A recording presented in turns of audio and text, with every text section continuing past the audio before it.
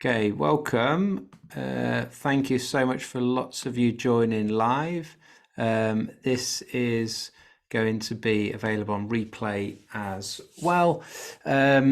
Concussion for breathing. There are a number of other things going into play around like concussions in terms of like often it will be associated also with like a whiplash injury. So there may be some neck issues. Things like that, but we're going to be focusing specifically on breathing, but then also HRV, heart rate variability, how that is linked in with breathing and how those things are linked in with concussion. So I'll give you a little bit of an intro on me for those that don't know my story. I used to be a professional rugby player. I retired back in 2013, so 10 years ago. From a TBI, I had a seizure on the training field and a small bleed on the brain, which was a result of a very innocuous challenge because I'd suffered from the cumulative buildup of a number of brain injuries that I'd had, or concussions, let's say, that I'd had over the course of my career. And I suffered PCS, post-concussive syndrome, for 12 months or more. And it wasn't until a few years later that I came across Patrick McKeown's work with the Oxygen Advantage and started to work on restoring my own breathing. And I'm very pleased to say that 10 years on, I've had a follow-up functional MRI scan that shows that the scar on my brain that my previous or initial scan showed has healed. And any other markers that I have show that I have made as best as someone can assess, made a good recovery. It's been a long road. There's breathing techniques that I'm going to share with you, and this understanding that we've developed, and the research that I'm going to share with you is today. I was saying to my wife, I was like, I've spoken about this stuff a few times, but this is the first time I've done it to sort of an open audience. And there's a number of you watching live and put in the comments or in the chat box that you've had brain injuries and concussions yourselves. Some of you years later are still suffering with post-concussive syndrome. This is life-changing stuff. Breathing can't be the cure-all of all things, but I think that when you get to the end of this presentation, you're going to see that there is a very strong case for the need to evaluate and restore our breathing post-brain injuries, as well as a way to assess our breathing. And it's going to be it feels like a fairly a big milestone, let's say, I think, potentially in this world. So thank you all for in this world of sort of breathing and concussions and brain injury. So thank you all so much for joining. I hope that this is going to give some insights and some practical applications that you'll be able to go through. I'm just going to make sure. So just some background noises. So I essentially, I guess, had like retrained with the Oxygen Advantage. I probably started this about 5 years ago, let's say, where I'd come across the effect that brain injuries can have on your breathing. And I was like, well, I've had a brain injury and I don't know how is my breathing any good? I don't know. So I did some of the assessments that I'll take us through towards the end, and I didn't score very well, which is, I guess, as expected from where I had with my injury. But at that point, all of my symptoms had gone. So I didn't know that I still had an issue. If you asked my wife, she would say that I did have issues with some memory things, some management of stress, anxiety, potential depression, sleep, those things were all there, but I didn't sort of associate them as specific symptoms to my brain injury. It was sort of just how I now was. And I'm going to, through this presentation, I'll present all of the research that is out there, has been in the literature for over 60 years. Some of it is very recent, some of it goes very far back. This is not my this is not necessarily my work. This is like research that's been done, and I'm going to share with you some case studies of myself, but also people that I've worked with, putting the research into practice. And I feel I point that out because it's important to understand that I'm presenting stuff that scientists have researched, have developed. Patrick McEwen with the Oxygen Advantage has developed techniques. I'm just applying them in a very specific domain in this scenario, and showing the effects that it can have. But starting off with showing you the reasons why it's so important, the reason why we need to understand, and we need to take this a step further than just managing symptoms is a big thing that we'll come across. These days I work as a master instructor of the Oxygen Advantage. I've also got my own business, probreathwork.com, that a lot of you will have come across. There will be a program that will be free to access that's specific for head injuries and concussions, breathing based, with all of the assessments that I'm going to go through with you at the end, all of the exercises that I'm going to go through you. They will be available as like separate little videos, as well as this replay, and the slides will all be housed there. It's not quite ready yet, that program, but it will be free to access, and it will have everything that you need that we will have gone through. It will have the entirety of the replay and the slides, but it will also have like all of the different assessments and exercises broken down into like short little tutorials. So you have the full thing plus the little breakdowns of them. I'm just not quite finished with it yet. And so something to point out, that the Oxygen Advantage is based on breathing techniques backed by research and scientifically proven to improve our overall health, wellness and sports performance. So I work within the world of professional rugby with some of the Premiership and international players on performance and recovery still. And, I'm in that space where potential clients are exposed to these contacts and these concussions, and anyone else. There's a few of you live talking about being involved or have been involved in rugby in the past.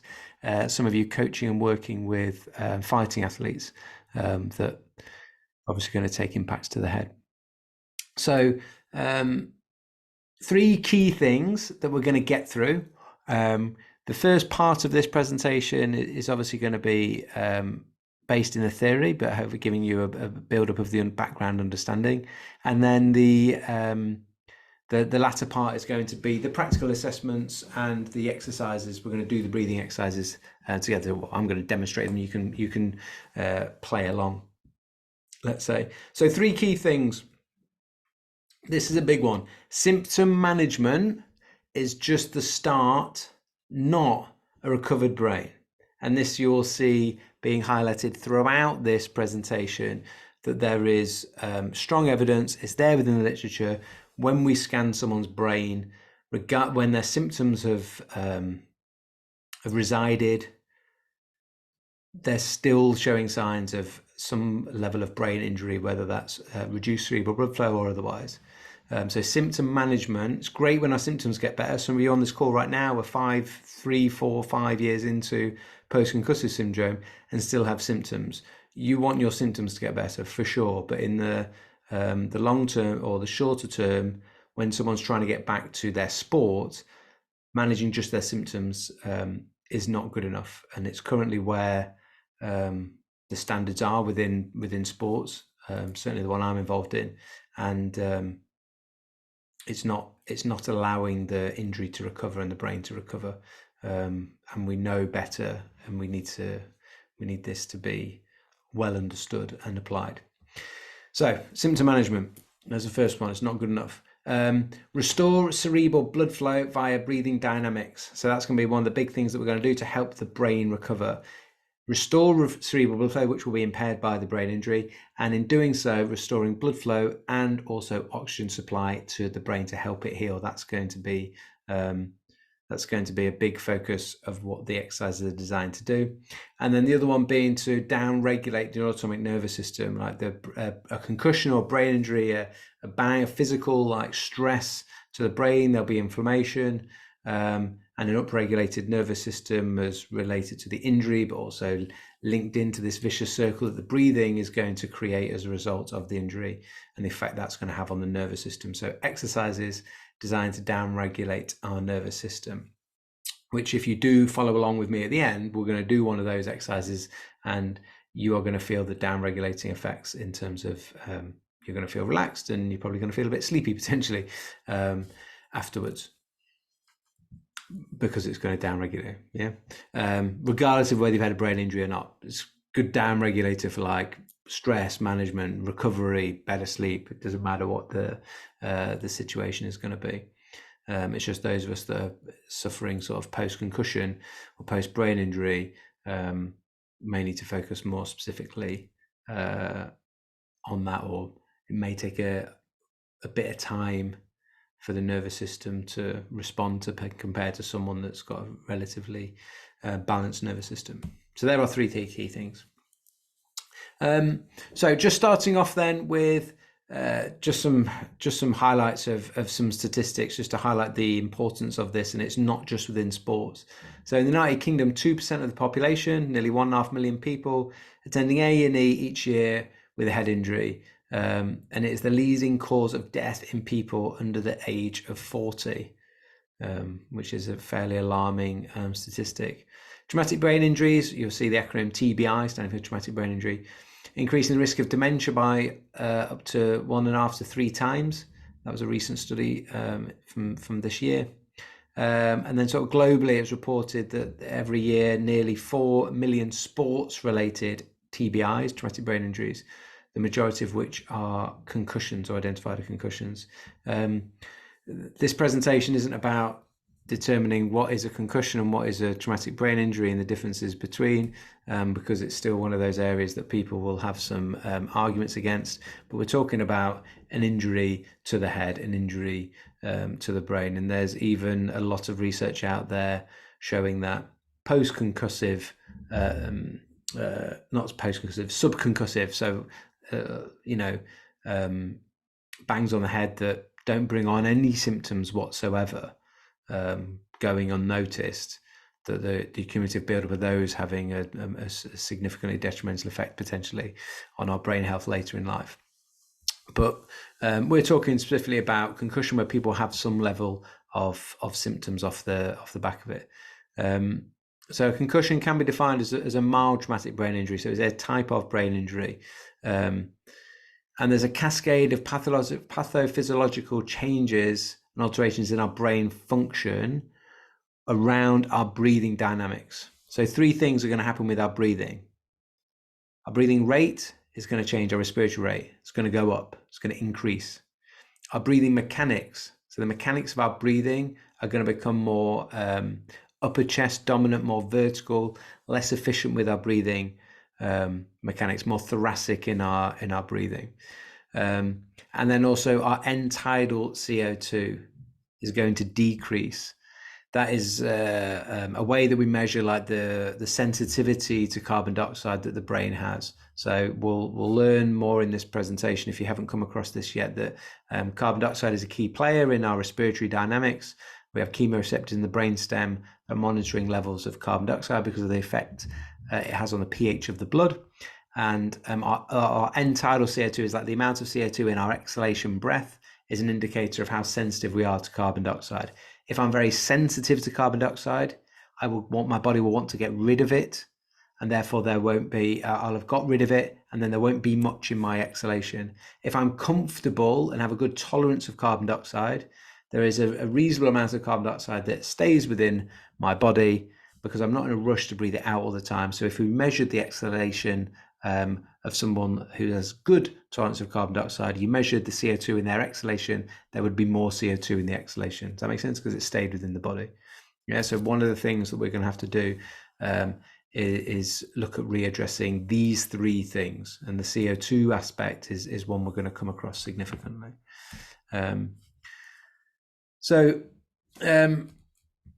Breathing rate, those three things: breathing rate, so your respiratory rate, the mechanics of your breathing, and the CO2 sensitivity, all impacted by brain injuries or concussions. This was Churchill, a study done in 2017. Okay, we'll remember that date for later. So relatively recent, let's just say. The accumulative effect, this is something that I suffered with when I went to see my neuro specialist, the neurosurgeon, looking at my MRI scan after my injury. I tried initially to get back to playing. I've documented this in some podcasts. I won't bore you with the details, but I went for a few months trying to get back to playing, probably about 4 months or something. It's the most miserable time of my life, I would say. And as soon as I spoke to the specialist, and she had all of my previous, I'd gone to hospital a number of times for because of brain injuries or concussions, let's say. So she had that history on her screen, and she said, well, clearly this is the accumulative effect of all of your other head injuries. And I said, I was there with my physio, who's a great friend of mine, and we sort of looked at each other like, what do you mean, the cumulative effect of the other brain injuries? But it seems almost obvious now to spell it out like this, seems that we know this quote from a study done with Lennon this year: significant long-term cognitive defects begin to be seen after only 3 lifetime mild traumatic brain injuries. So after 3, we see some significant long-term cognitive defects. So if the brain being affected, and the function of the brain being affected after only just 3 in a lifetime. And if we explain it like this, it's no different to any other injury. It's more complex than another injury because you can't see it. It's easy. It's harder to see, and it's potentially harder to treat in terms of you can't sort of do your hands-on therapy. Like if I pulled my hamstring, I could have some hands-on therapy worked on it, and we'd do some stuff to try and rehab it. And what you do with a hamstring injury, you'd check and you'd assess strength of it, endurance of it, and you'd go through a protocol, and you'd have a fitness test done before going to play to make sure that it had fully recovered, and then you'd go back and play.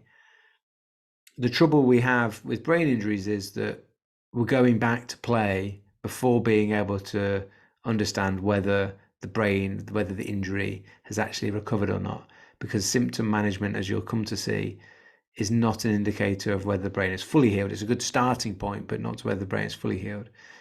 Take my hamstring example. What's the biggest indicator that someone's, or potential for someone to have a hamstring tear or a hamstring pull, is that they've previously had one. Because when you injure something, you're more likely to injure it again because of the previous injury. The brain is no different. And when you sort of spell it out like that, I think it tends to be a little bit more obvious. So the number of concussions or mild traumatic brain injuries that we had is important to understand, that we're talking a small number before we need to start considering like how and when, and if appropriate, people should be going back into high risk activities. Okay, so this will all then hopefully make a bit more sense as to like how we can scope this out and how we can manage it, and also the things that we're going to do to try and assess is an important one, and then also exercises that you can do straight away to help you improve your brain function and your concussion symptoms and your brain recovery. So I showed you that study that was 2017 from Churchill. This was one Frohman, 1968. So it's 60 years old. The brain injuries affect an individual's breathing. the British Journal of Anaesthesia, an increase in minute ventilation and a reduction in arterial carbon dioxide tension, commonly found in such patients that had brain injury. So increased minute ventilation, this is the total volume of air that you're breathing. So it's basically over breathing, breathing more air than you need to. That would come from a faster breathing rate, poorer breathing, affecting poorer breathing mechanics.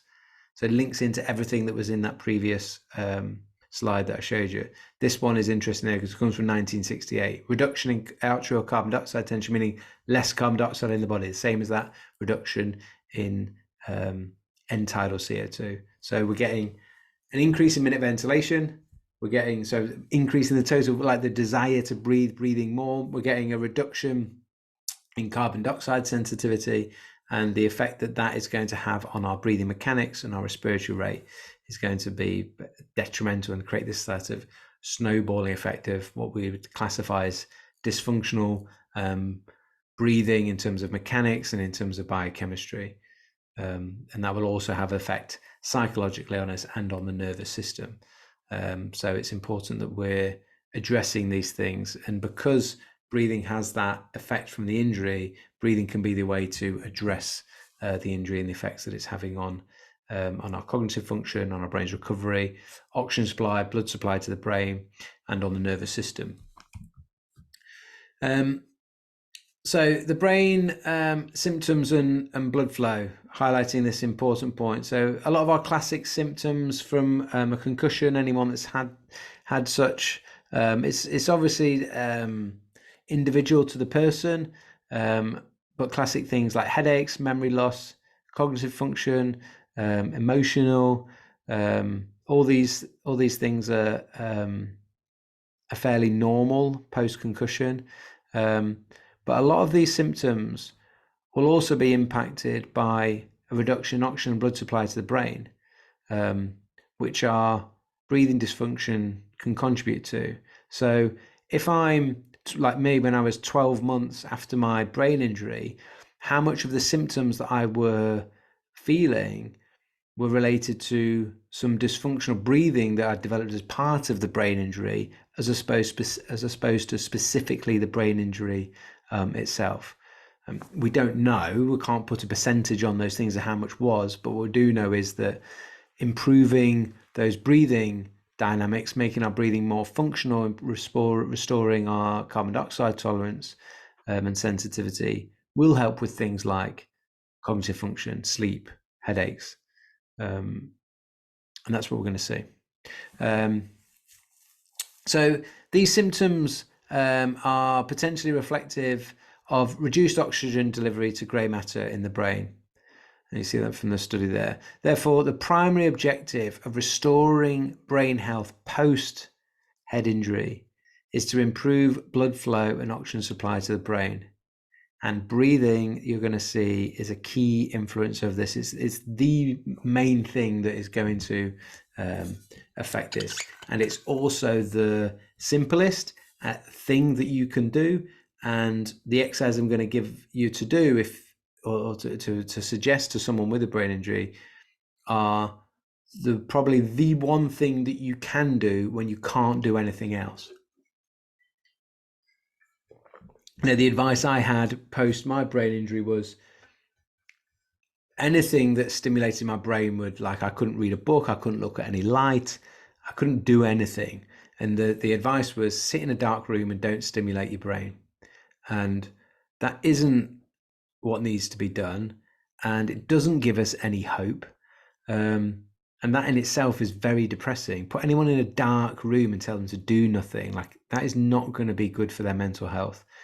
What we know we can do is when you can't do anything, you can work on some of the simplest breathing exercises. When you can't look at any light, you can have your eyes closed. When you can't do anything other than lie in bed, you can lie in bed with your eyes closed and you can do some very simple breathing exercises. And that is going to help restore blood flow and oxygen supply to your brain. It is going to help downregulate your nervous system, and it is going to help your brain to take steps towards recovery. Whether we can make a full recovery or not, who knows? But you are going to be able to take steps towards progressing your recovery. that I can be very sure of, because it's here in the black and white within the literature, and I've seen the practical application myself, but also with clients that I've worked with. I'm not N is one. So cerebral blood flow is the big thing, and concussions or head injuries have been shown to negatively affect cerebral blood flow. You'll see the acronym CBF, cerebral blood flow, reducing blood flow and oxygen supply to the brain. And when they use functional MRI brain scans, they can show a reduction in this cerebral blood flow even once symptoms have resolved 1 month later. So in that study, they had people that a month after, it's like, right, my symptoms, I've got no more symptoms, I feel like I'm back to normal. A month after that point, a month later, scan their brain, and they're still showing signs of reduced cerebral blood flow. You've got reduced blood flow to the brain, you've got reduced oxygen to the brain. It's not, the brain itself is not going to be functioning fully. It's in a state of like still recovering. And then you can see why, if you go and then get another bang on the head at that point, where you symptoms wise you're fine, you've passed any return to play protocols that you have to go through, but your brain is in a state, this is what had happened to me, your brain is still in a state where it hasn't recovered, so it takes less to knock you out. And then there's an accumulative build-up. It takes less to knock you out, or less for the concussion to come across. For me, I would be, I got knocked out cold a number of times. You don't have to be knocked out cold to suffer a concussion, but the effects of that next injury are compounding. So it then takes longer to recover again.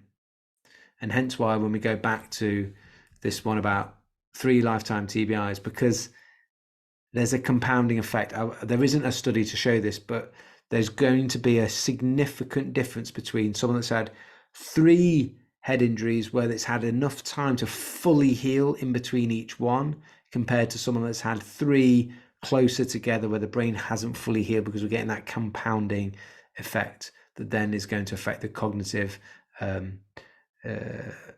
function of the brain in later years, which is what we're trying to stay away from. The theory is, and what we've been able to put into practice, is that dysfunctional breathing is going to play a role in this reduction in cerebral blood flow. So we said that breathing is going to be affected because of the brain injury. That's been shown back in the 60s and then also more recently.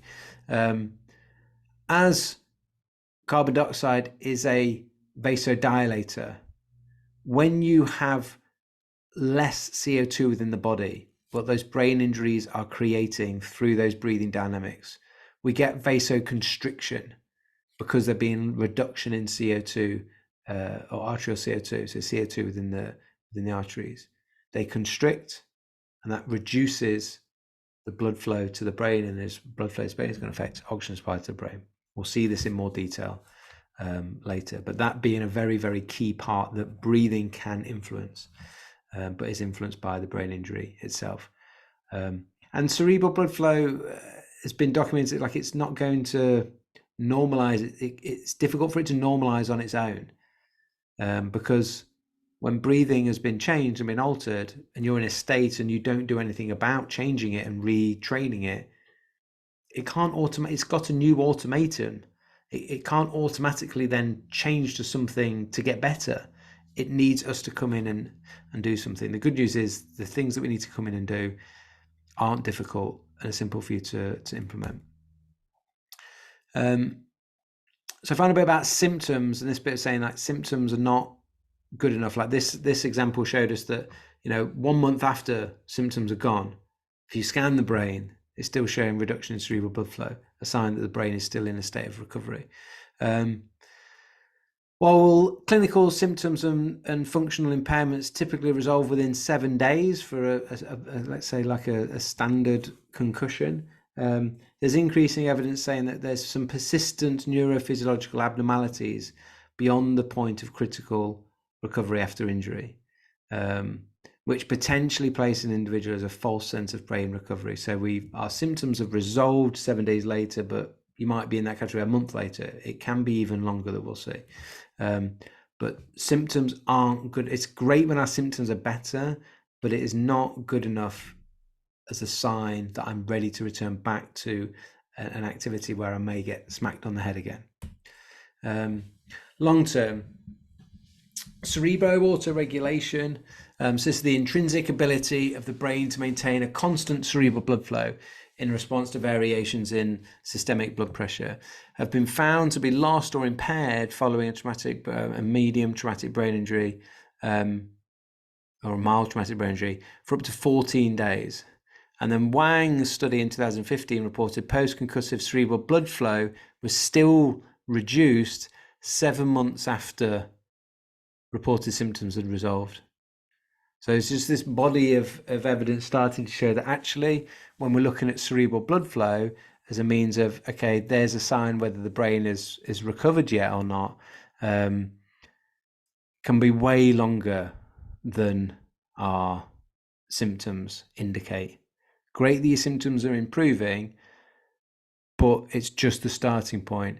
And this is just one study showing can be 7 months. Now, there's people on this call that are saying 2.5 years, 3 years, 4 years, 5 years, are still suffering of post-concussive syndrome. The likelihood is you've still got some issues around the breathing dynamics and still got some issues around cerebral blood flow. The good news is that you can do something about your breathing, which will influence your cerebral blood flow and oxygen supply to the brain. So there is good news at the end of all of this. Heart rate variability. This is another indicator of how the nervous system is doing, of which the breathing is a part of. So heart rate variability and our breathing are going to be linked. So heart rate variability often gets acronym to HRV, so people have heard of HRV, or HRVB, heart rate variability biofeedback. Is an index of autonomic function that has been robustly studied in patients with concussions, and is associated with symptom burden and concussion recovery. So being able to, there's been quite a number of studies showing this relationship between how post-concussion someone's heart rate variability changing. Heart rate variability is the difference in time between our heartbeats. It's an indicator of how our autonomic nervous system is functioning. When our heart rate variability is low, it would show a nervous system that is a bit under the cosh, and we're a bit sort of in a state of over stress, maybe a little bit too much fight or flight, which can come from something like a brain injury, but it can come from anything in life that has potential for tipping us over the edge. So within a few days post-injury, patients with mild traumatic brain injuries have demonstrated an impaired ability to modulate cerebral blood flow in responses to CO2 changes from a respiratory challenge. And we get to see how the heart rate variability plays a role in this. It's been shown that challenge in modulating cerebral blood flow is greater with patients with increased post-concussive symptoms, and reduction in HRV can last for typically 3 to 4 months. So assessing somebody's brain based on symptoms, brain recovery based on symptoms, we've shown is not good enough. Doing a functional MRI scan with absolutely everybody that's going to try to return to sport, let's say, is not practical and certainly not cost effective. But we can measure heart rate variability much more simply. And again, it links in with, we sort of had everything from being symptom free and 1 month later cerebral blood flow issues, being 7 months symptom free but still having cerebral blood flow issues when we're looking at MRI scans, and then heart rate variability biofeedback is showing us that the typical range where they still have issues around HRV can last for 3 to 4 months. So we're talking months, not weeks or days, and for a number of us it goes on for far longer than that, depending on the injury, of course, and the number of injuries we've potentially had.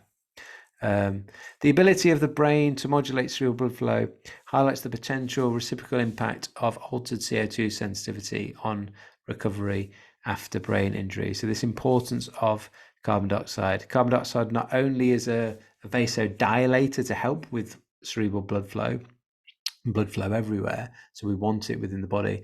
It's also a key indicator for or key player within the autonomic nervous system, within heart rate variability, within baroreflex, as well as the vagus nerve. And we'll talk a little bit about the vagus nerve because it plays a big role within this autonomic nervous system, and particularly the down regulation that we're going to try to achieve with some of the breathing exercises. So all of that sort of gives us an idea around like the return to play. So this will be, if anyone that's involved in sports that has a return to play policy will be hopefully taking this on board, but it comes with its own challenges because you're learning stuff that shows that basically our issues around our brain's recovery is going to last longer than the current return to play protocols that are out there. So the reality is, if you're working in sports, I guess there's a moral question. It's difficult. We're currently in a difficult situation where we're waiting for the return to play protocols to catch up with what's been out there. I think the disappointing thing for me is that a lot of these studies are, then there's only one study that I've shown you so far that's 2023. Other stuff's 2017, 2013, 1968. So yeah, it's essentially the symptoms aren't good enough, and things like measures of heart rate variability here persisted beyond the return to play protocols, which is not surprising because we showed that it's lasting for potentially months, not weeks and days. And this can be where their symptoms are, the symptoms are fine, but that puts us in that state of brain's not actually fully recovered. We feel okay because our headache's gone or our nausea's gone or whatever the symptom is that we were typically having, and we go back into a state with a brain that's potentially not ready to take another impact. So the vagus nerve plays a role within this a very important role within the autonomic nervous system. It's the 10th cranial nerve. So it comes out of the brain, it wanders through and visits all the major organs within the body. And a really important part of it is it sends 80% of its information back up to the brain. Its activation is key for improving heart rate variability and restoring autonomic nervous system function. Increasing vagal tone has been shown to promote more parasympathetic activity, which is like the opposite of the fight or flight that we're likely to be in post-injury, as well as helping modulate cerebral activity and being a local anti-inflammatory for the brain. So improving vagal tone with some simple breathing exercises is going to help with the down regulation, the parasympathetic tone, as opposed to the fight or flight sympathetic tone that we're likely to be in, as well as improving modulate the cerebral activity, so our brain function, and can act as an anti-inflammatory, and it's likely that the brain is inflamed post-injury. So an important one for us to do, and we've got an exercise specific for that. So moving then into monitoring before we look at the assessment of the exercise that we're going to do and why we're going to do them. Heart rate variability is closely linked to breathing, hence why it's included within this, with as much as 70% of the variation heart rate variability accounted for by respiratory dynamics. Essentially, like every inhale you take, your heart rate speeds up slightly, and every exhale you take, your heart rate slows down slightly. And so how your breathing interplays with your heartbeats and the time difference between those heartbeats is very closely linked. It's saying here 70% of them. By using HRV, heart rate variability, as a monitoring tool, we can assess both an individual's autonomic nervous system function as well as the impact on their breathing post-concussion. So if someone's had a concussive event or some sort of brain injury or some sort of head injury, some sort of bounce head, and we want to get an assessment, we can assess their breathing. I'm going to give you tools to do, but we can assess their heart rate variability, and both are going to be linked together. Someone won't have really good heart rate variability if their breathing's been affected by the injury, or if their breathing's been affected by the injury, you're not going to see just the heart rate variability stay the same. The two are linked and they will go hand in hand, and it's going to give us a nice indicator without having to send someone for a functional MRI scan, which is not affordable, and logistically it's not going to be possible. Whereas we could monitor someone's heart rate variability and their breathing daily, weekly, quite comfortably. Okay. So the key points that we're trying to achieve: altered breathing can negatively affect cerebral blood flow and oxygen supply to the brain, and it's going to affect our heart rate variability and the autonomic nervous system. Equally though, the good news is retraining our breathing patterns and recalibrating the body's relationship with carbon dioxide has been shown to improve both cerebral blood flow and oxygen supply to the brain, as well as improving the regulation of the autonomic nervous system. Okay, and that's what we're going to try to achieve. So through the exercises. So the final sort of bit on the theory as to the why, and then a little bit on the background on the type of exercise we're going to be doing, is related to improving this cerebral blood flow and oxygen supply to the brain. So getting oxygen to the brain, important for the brain's recovery. The brain accounting for only 2% of our mass, yet the neurons within the brain use 20% of the total oxygen used by the body. So it's a massive need for oxygen. And oxygen delivery to the brain, therefore blood flow to the brain, is hugely important in the brain injury and restoring normal cognitive function to the brain. Getting an improvement in our symptoms, whether those symptoms are directly from the brain injury themselves, whether it's gone on a very long time, and some of them potentially linked to dysfunctional breathing. The breathing exercises are going to help to help with those symptoms, and ultimately allow the brain to be in a state to heal. The aim with restoring our breathing is to use techniques from the oxygen advantage that are scientifically proven to improve cerebral blood flow, oxygen delivery to the brain, and balance the autonomic nervous system dysregulation. We can see improvements in cognitive function, breathing, and heart rate variability by retraining breathing mechanics and recalibrating the brain's chemosensitivity to carbon dioxide. So they're going to be the key things we're going to do. We're going to be looking at the breathing mechanics and recalibrating the brain's chemosensitivity to carbon dioxide, build up our tolerance of it that will have been affected from a brain injury, or likely to have been affected, or the research shows us that is a potential to be affected, and I've seen it with a number of clients that I've worked with.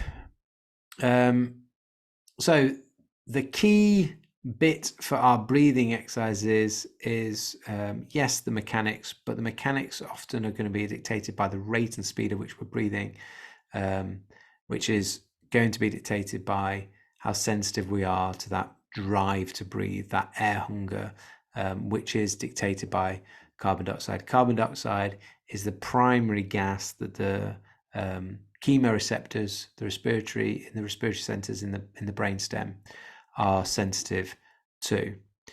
And what we've seen with breath holding, to increase CO2, we have a vasodilating effect, and this has been well studied and well known. It goes as far back as the 1940s.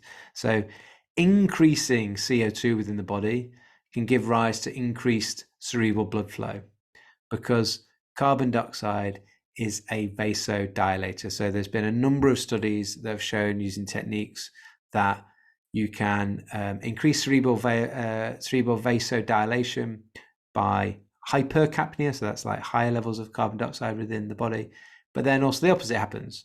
So we have vasoconstriction during hypercapnia, when there's low levels of CO2 within the body. What we've shown with the research that we presented so far is that post brain injury or head injury, you're going to your relationship, your brain's relationship with carbon dioxide will have changed. You have less carbon dioxide in the body. You're more likely to be hypocapnic, so low in CO2, and you're going to get vasoconstriction. We want to try to improve CO2 levels in the body to help with vasodilation. And one very simple way to keep CO2 within the body is to very simply hold our breath. So a study in the American Journal of Neuroradiology showed that comparing a 40-second breath hold after an inhale and a 30-second breath hold after an exhale both improved cerebral blood flow. The shorter 30-second hold that was done after an exhale improved cerebral blood flow to a greater degree, an average increase from between 47 and 87%. And look, this is like 24 years old or something, that study, 1999. 47 to 87% increase in cerebral blood flow from holding the breath once for just 30 seconds after a normal exhale. Now, depending on our brain injury, it might not be appropriate to hold our breath for 30 seconds, but this is just showing, I'm going to give you the exercises to do and assessments based on those exercises based on the assessments of your own breathing to know how long you should potentially do some pauses or holding of the breath for. But this highlights the simple act of holding the breath can increase cerebral blood flow significantly. And that's been known for a long time. So we're just putting this then into practice.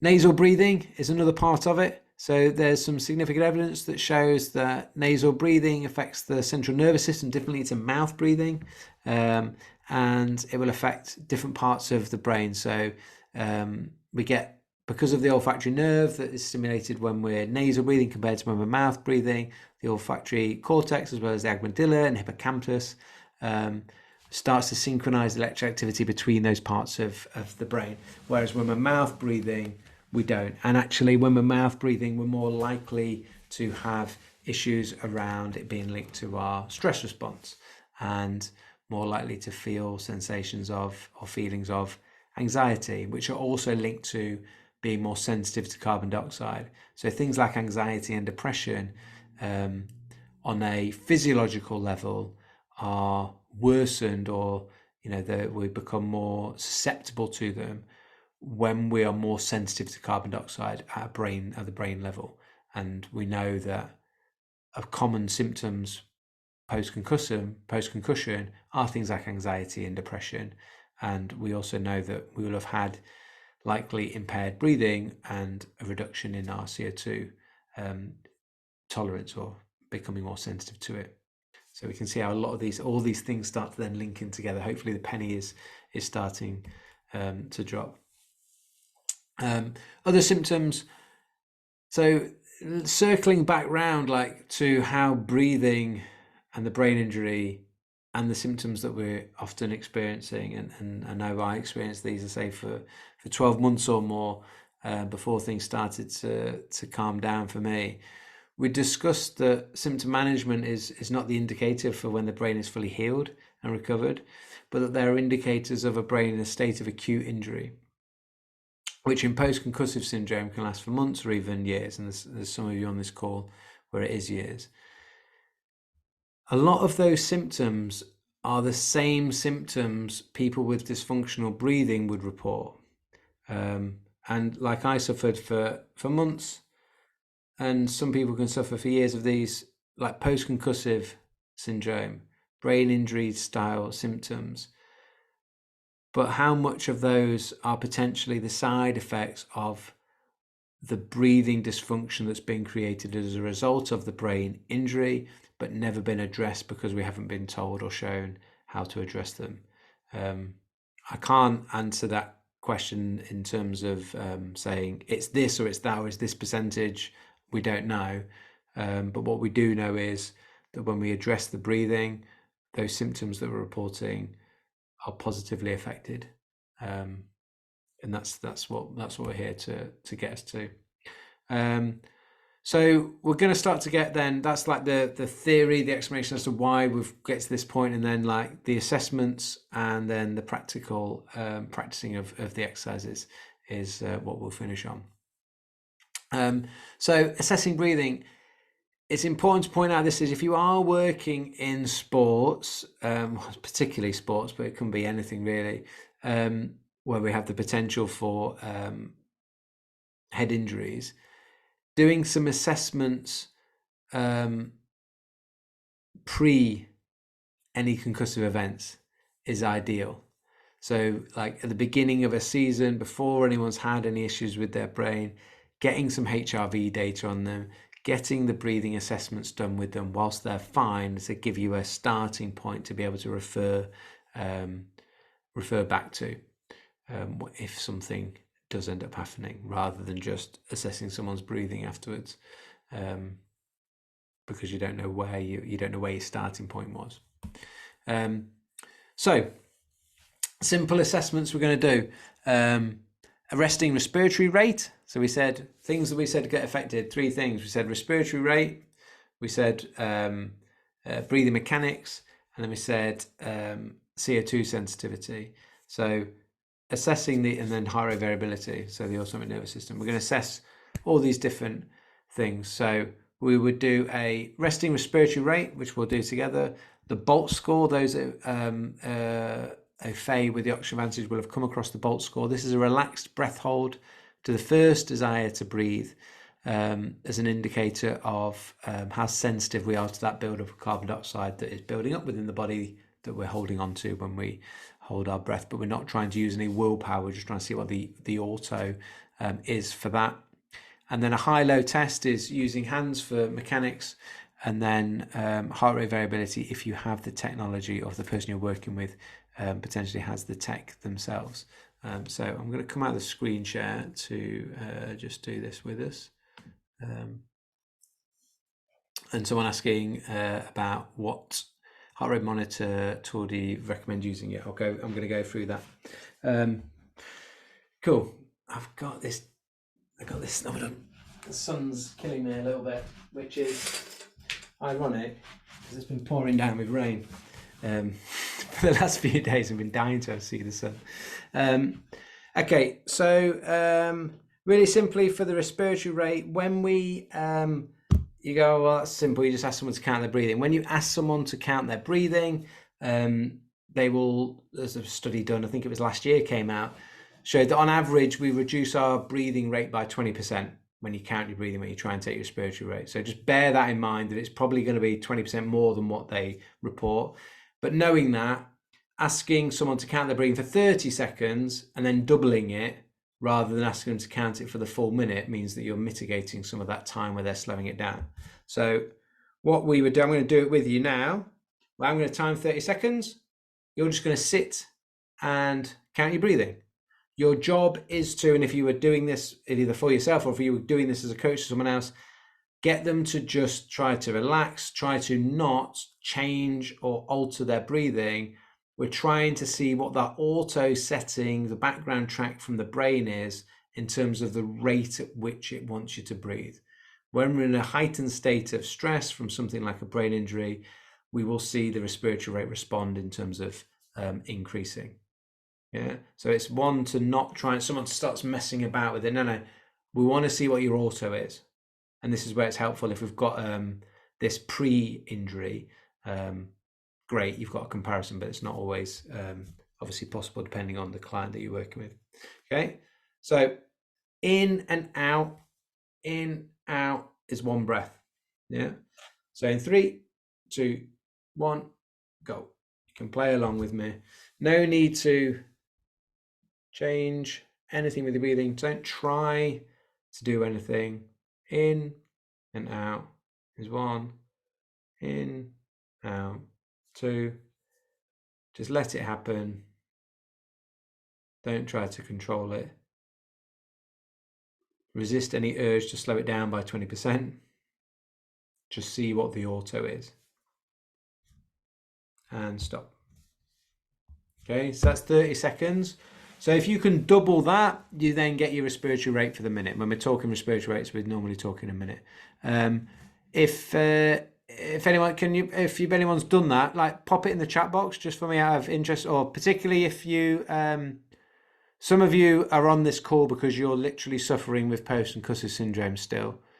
So I'm much more interested in those. I'm not interested in the rest of you, but if you don't have any issues at all, then it's less of a thing. So remember, we're potentially adding 20% to the number that we've got. So if we were 10, it might be 12. If we were 14, it might be 16, whatever. And I'm trying to remember anyone's names that that did have a concussion. Maybe we can have some discussions afterwards. So remember those. If that's for your own self, like remember that number.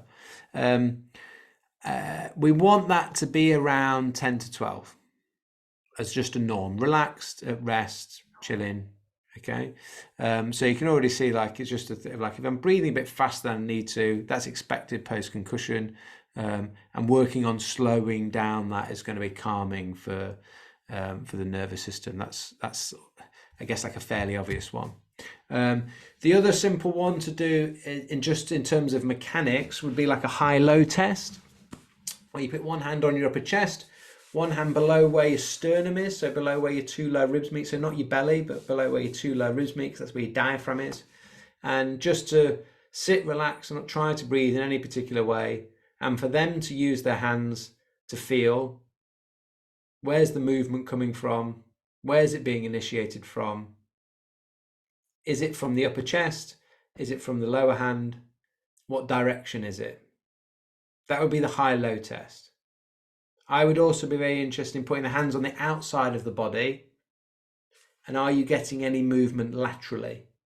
Because when we're going to talk about mechanics, it's not just like if someone goes, oh yeah, this bottom hand is moving.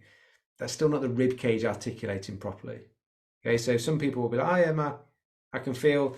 And also, this is something for those of you that are coaching. I had this the other day with a guy. Right, I'll show you side on. He's sat there, and his literally upper chest is moving like this. And I said to him, okay, so how did that feel? What hand did you feel moving? And he's like, oh, I can feel my bottom hand moving. Because he knows, he's not an idiot, like he knows, he hasn't done a lot about breathing, but he knows that we shouldn't be like massively upper chest breathing like that, just at rest. And, you know, I wanted to like show him a mirror or show him a video of going like, he thinks it's coming here, and just watching him, it's this.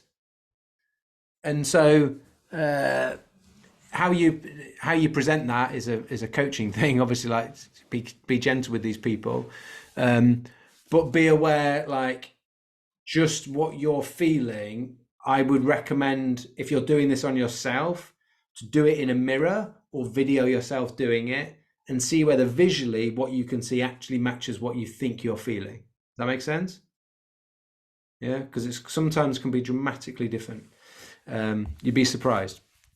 And then the BOLT score. So this is our sensitivity to CO2. This is a really, I'm going to give you then a case study example of someone I'd worked with on this. And I can give you my example. You're going to use your own stopwatch. Okay. You're going to use your own timer. I'll demonstrate. You take a normal breath in and out. So watch me. Normal breath in and out. Not, oh, I'm preparing to do this test. No, not that, because you're blowing off CO2. We're trying to get a gauge of how sensitive your brain is to carbon dioxide when you pause. So you relaxed, you take a normal breath in and out. Normal breathing should be relatively quiet, relaxed, small. And then you start your stopwatch. So I go in, out, start my stopwatch. I'm holding my breath and I'm waiting for the first impulse to breathe. When I feel it, I let go. I breathe in, I stop my stopwatch. My breathing, because I'm not using any willpower, should feel relatively normal. So I breathe in. Okay, I've paused with my breathing, but it should feel relatively normal. I shouldn't be like feeling like this. The question would be, what's my first desire to breathe in? You might just feel like I'm suffocating, I need to breathe in. You might feel a twinge in your neck, in your throat. You might feel something around the face a bit. You might feel it in the upper chest. You might feel a twinge in your diaphragm. It's a little bit different for different people, depending on what your automatic sort of mechanics are like and how sensitive you are. Okay, so you can do that. Normal breath in, out, pinch the nose and hold your breath. Don't use any willpower. Waiting for that first signal. When do you feel the urge to breathe? Definite desire to breathe in, you then let go. Breathing should feel relatively normal. You shouldn't feel like you've been holding your breath. Okay? Use the chat box to put that in seconds. So I put two numbers in for me. Put your respiratory rate. So look, Juan was like 9. So put 9 RR for respiratory rate, and then put the number in seconds, for 10 seconds or whatever.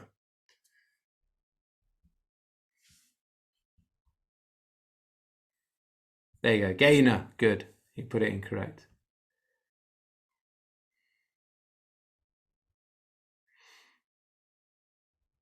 Okay. And you'll see this is the one. This is the one that's related to our CO2 sensitivity. The CO2 sensitivity is the one that's most related to the effect on the cerebral blood flow, the thing that's going to be affected most by the brain injury. Does that make sense? And that number, we want to be over 20. We want to be over 25 or more, ideally, that pause. Okay? And for some of us I'm looking at some names where you said before you had a brain injury or some concussions, and your breathing rate was like 12 or 10. The breathing rate, the respiratory rate was in normal ranges, but this number being very low. This number for me was like 8 seconds when I started. Anything below 10 is really pretty low. Okay, and we need to go sort of steady with the exercise, but that's what's expected. You likely have under 10. Okay. And Gain is saying after COVID, hers went down to 7. Yeah, COVID will affect it for sure. Lots of illnesses will affect it. Any type of illness, often. Any type of stress will affect it. I want to. Oh, no, I was going to show you heart rate variability, wasn't I? Let me do that quickly. So Whoop bands. Clients sometimes will have. Other like watch devices have some. I use your sort of gold standard typically would be, that's been around for a long time, would be let me share this, would be heart math, because it gives real-time data. Okay, something like an Aura ring or a Whoop band, and I'll put details for all this stuff in the course that I'm putting together. It's going to be free for everyone. Yeah, Whoop band, like Garmin watches, your Apple Watch, they're all like, the watches are all taking your heart rate off your wrist, and so the heart rate variability, remember, is not your heart rate; it's the differences in the gaps between all of your different heartbeats. So it's very difficult for it to be particularly accurate off of there. Okay, so I think HeartMath uses like 2 electrodes. Hanu Health, Dr. J. Wells has developed this. So this is a Polar 10 heart rate monitor. Just got a sticker on the front, but it is linked to an app. So that goes around your chest, linked to an app. Let me, I'm going to try and pull it up, the picture up for you. So links to an app that he's developed. There you go. Can you see that?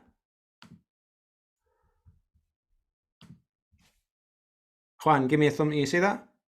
You're on my video. Yeah, cool, sweet. So that's just a screen grab from, basically, if I had this on, it's literally every second it's going like this little dot ticking along, and it's like every second giving you feedback on what's happening. So I use this with my clients, where we will do a couple of different exercises and be able to see which exercise their nervous system is enjoying the most, let's say. Yeah. And this was someone this was actually the last person I did something with. The heart rate variability was 24 at the start. And one thing about heart rate variability is it's not comparable between people. So if yours is higher than that or lower than that, like, it doesn't matter. It's just comparable for yourself. After we did the session, I think it got up to 70 as its highest. So it like nearly tripled. Yeah. And a lot of the time I use this just to let the client see this stuff is working because that thing number went up, and up is better on this thing because you've explained that to me. We know that the breathing exercises positively influence heart rate variability. This is just quite a good device to be able to help show people. Now, if you're working in an environment where you can get some heart rate variability data for someone pre-injury, you're then got a nice comparison for them from their post-injury. That makes sense? Things like your Whoop band, your Aura rings and all that, they give you an average over a set period of time. So it might give you an average over your night's sleep, or give you an average over the day, rather than real-time feedback. Yeah. But if a client has something, you can use it. It's not the end of the world if you don't have it, because the breathing and the heart rate variability are so linked. Like, you improve one, you improve the other. And the way you improve one is you improve the breathing. Yeah. Does that make sense? Yeah. I just want to then give you an example from a client. I had, and then we'll do the exercises to finish with. I had a client referred to me from a doctor who he was not a sports person. Like, I've got loads of rugby stories, but I thought I'd give you one that's like unrelated to sport. Not a sports person. He was a retired gentleman. Yeah. So an older man who had a concussive event just at home. I can't remember what the thing is, like, hit his head on something. 18 months before seeing me. He was still suffering with fatigue, his sleep. He was part of like a hiking group. He would be out of breath. He couldn't like walk to the shop. Like, the shop was like, a kilometer away. He couldn't walk to the shop. He couldn't do his daily activities. So the doctor is a friend of mine, and they referred him on to me, saying, Jacko, I think the head injury is it's 18 months ago, but do you think this could be a thing? From looking at his breathing, it looks like he could do some work on it. So I have a call with this gentleman, and he sat there breathing like this. Like, it's not very often that you visually can see it on a Zoom. We never met in person. It's only ever done by Zoom. But just like his breathing mechanics, I could see already. Took his Bolt score. It was 3 seconds. I asked him if he thought he had any problems with his breathing. Does he ever notice his breathing or anything? And he was like, don't know what you're on about. So he was an interesting client because he didn't come to me, he was referred to me. He had no idea how bad his breathing was. So he takes his Bolt score and we go 3 seconds, and he's like, is that any good? Like, he didn't know whether that was anywhere, where in the ballpark that was. 3 seconds is very, very low. And, not surprisingly, suffered with a bit of anxiety as well. Well, if you're that sensitive to CO2, physiologically, you are going to be sensitive to anxiety. You're going to get out of breath very quickly because you're struggling to manage the CO2 within the body. So as soon as you start walking, more CO2 gets generated because of the act of walking, and then you can't maintain it. So we went through 4 sessions over about 6 weeks, and we did nothing complicated at all. I'm going to show you some stuff that's even more than we actually did. We worked on some nasal breathing. We worked on some slow breathing. We extended some exhales, and we did some short little pauses, and we gradually built up his tolerance. After 6 weeks, I think it was 6-7 weeks, his Bolt score got up to 9 seconds. And interestingly, at this point, we'd had a number of discussions, we'd done some sessions. He knew that like 20-25 is where he wanted it to get to. So he was a bit disappointed. He's like, oh, it's only 9 seconds. And I went, hold on a minute. It was 3 when we started. I could barely do my stopwatch in time. I says, last time I checked maths, 9 is 3 times 3. So it's tripled. I was like, that's mega. I don't know if you're ever going to get to 25 or not. I don't care. I says, how do you feel? He goes, oh, right, well, I sleep all the way through the night now. I've gone back walking with my hiking club, and I'm literally feel like I'm back to normal. I reckon pre-concussion, his bolt score was probably 10 or something. He might actually be back to his previous baseline. I don't know. I'm just guessing. But I like that example because it shows you the difference. So you could assess. And when I did my bolt score for the first time, it was 8 seconds. That wasn't particularly good. Like mine would now be 30 or something. Like low 30s. Like 8 seconds wasn't good for me then. Like 9 for him made him feel like he was back to normal. He's still got some way to go, but he's made some significant improvements by very, very, very simple things over just a few weeks. Yeah. So definitely don't feel like it needs to be complicated. And the lower the bolt score, the simpler and easier we need to make it. Yeah. Cool.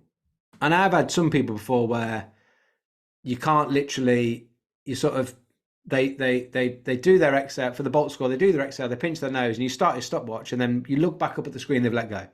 It's like you can barely time it. It's like a second or whatever. It's like it can be like that. And if that's you today, then you're not on your own. So there are assessments to do. They're all simple. The heart rate variability requires some technology, but it doesn't matter if you don't have it. The bolt score is the only one that's a little bit like, oh, when's the first desire to breathe in? Am I using any willpower or not? That's your only one that's a little bit more tricky to do, but it's still not difficult. Yeah, simple stuff, doesn't require an MRI scanner, that's for sure, and free. Okay, that was our case study we talked about. So retraining breathing, switch to nasal breathing as much as we can in our daily activities, including sleep if possible. I talk a lot about rugby players. It doesn't have to necessarily be rugby players, but there is a link between rugby players having a big wide neck circumference, and there is a relationship between neck circumference. So the bigger your neck circumference, the more likely you are to have issues with your sleep, with sleep apnea and snoring. And mouth breathing as part of that piece of that puzzle can be negated by taping the mouth closed at night. So I'll do a little demonstration of what that can look like. And then I want to do just a very simple bit on breathing mechanics, just to help you with that. So the diaphragmatic breathing and rib cage, importantly rib cage alignment and the articulation of the rib cage to allow for the correct movement of the diaphragm. So getting away from this upper chest breathing, getting it coming from lower down, but working on those mechanics just quite softly and in some easy positions. So I'll stop that share and show you some mouth tape. You've got a couple of options with this mouth tape. If I was more prepared, I'd have had it right out in front of me, wouldn't I? You've got, here we go. I've got really hot, so I'm gonna, don't worry, I've got another Oxygen Man's t-shirt on underneath. There we go. See, I was organised. And I've got another one. It's like that guy on Britain's Got Talent. No? I mean, I ain't got any more underneath. Right. Mouth tape. You've got, depends what you think. I sometimes go like, if you get weirded out by putting tape directly on your mouth, it's like you can have the Myo tape. But I almost feel like the Myo tape is weirder, but it doesn't go directly on the mouth. So I'll show you. Someone was laughing. I think it's like, oh, if you get freaked out by putting tape on your mouth, buy some orange. I think it comes in different colours, but sorry, I shouldn't make light of this because it will freak some people out. Not me putting this on, the tape on your mouth. So this is stretchy. It's like physio tape. So you stretch it, and then it goes outside the mouth. Okay, and so you put it on a stretch, you stick it down. If you've got a beard, it isn't so great, but then it, like, because you've stretched it, pulls in. So if I relax, it wants to pull my lips together. So when I'm lying in bed at night, my mouth is encouraged to be together. Someone surely is going to put in the chat box, why didn't you wear that the whole time for this presentation, Jacko? No. That would be the Myo tape. So it's not actually on your lips. You're not going to feel like you're suffocating. It's just encouraging the mouth to be closed. I'm someone that, yeah, with the beard, it doesn't help. And also, if there's any opportunity for me to open my mouth, I will do it. When I'm sleeping, I'll snore through my mouth. Bad habit for me, lying on your back. Lying on your back, gravity is going to pull your mouth open more likely. You're better off lying on your side or your front. But the 3M micropore tape is what I recommend and use with most of my clients. And taking a little strip, you got a couple of options. You got the vertical strip where I can put it in the middle. I've got space either side. I can talk. I can say night night, Catherine, but I don't feel like I'm suffocating because I've got the space. I'll snore through the side of my mouth if that's me.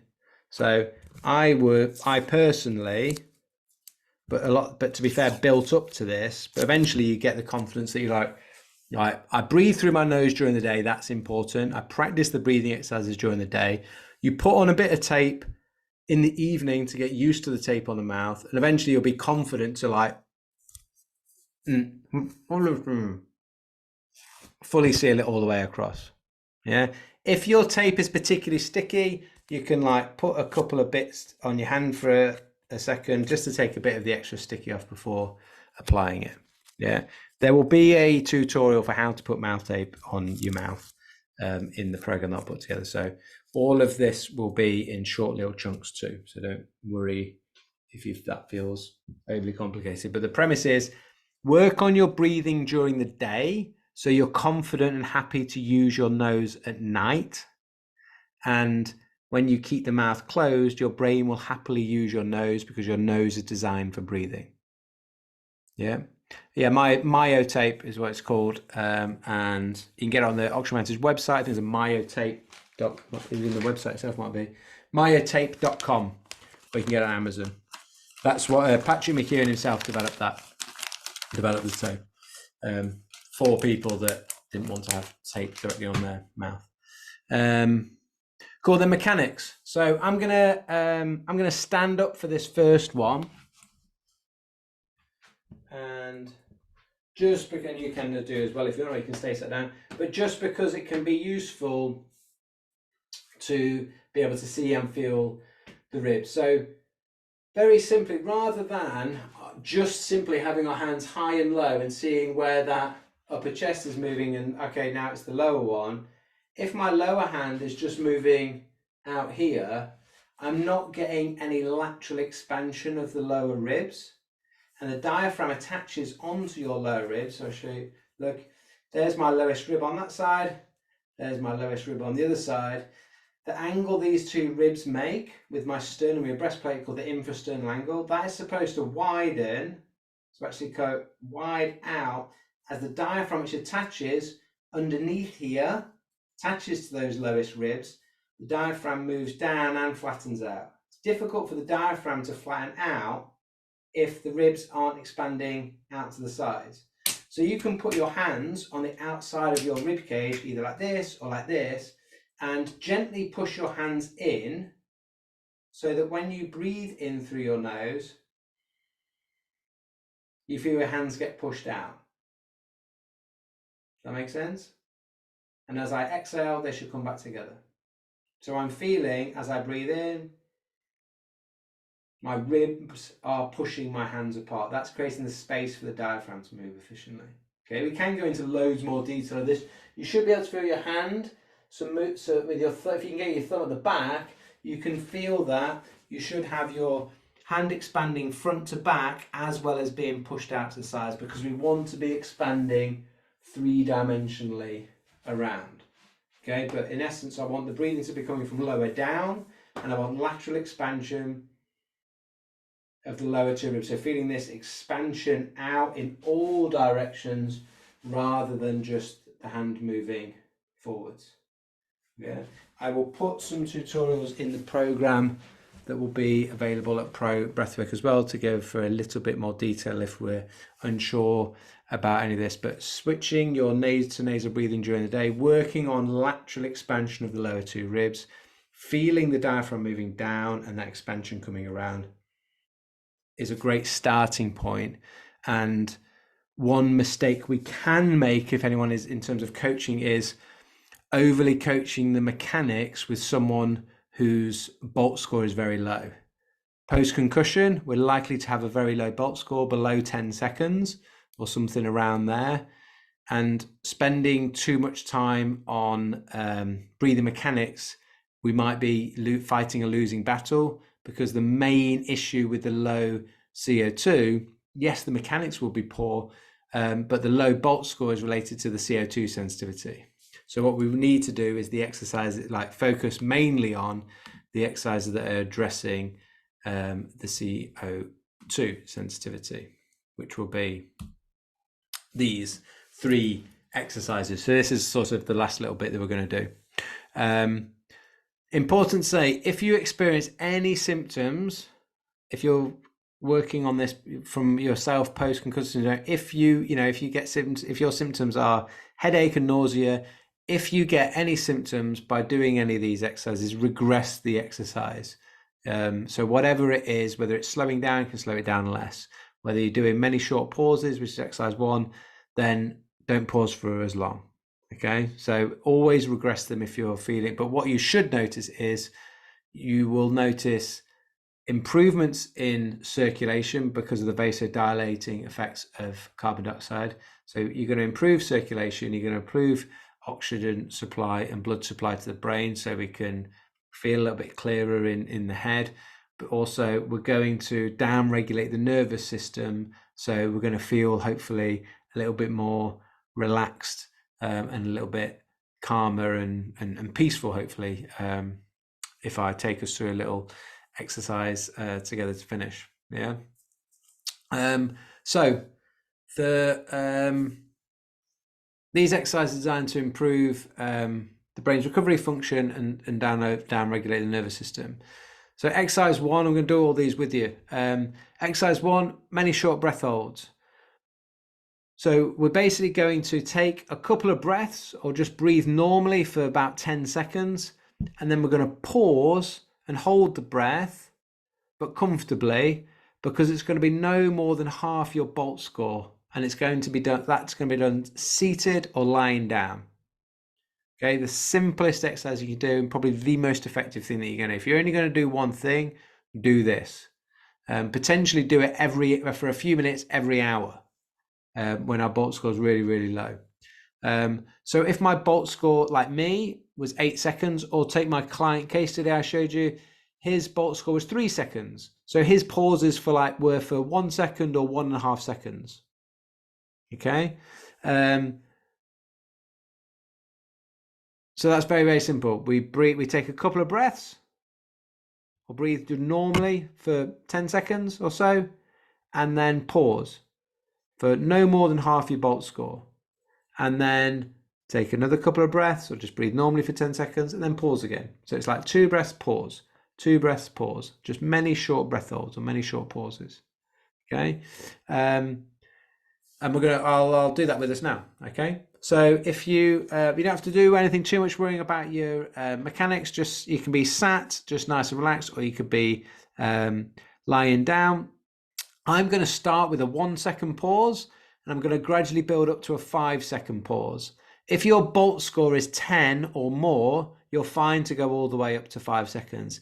If your bolt score is less than 10, only go up as high as half of your bolt score. If your bolt score is 8, only go up as far as the 4 second pauses. And when I go to 5, you stay with the 4 second pause.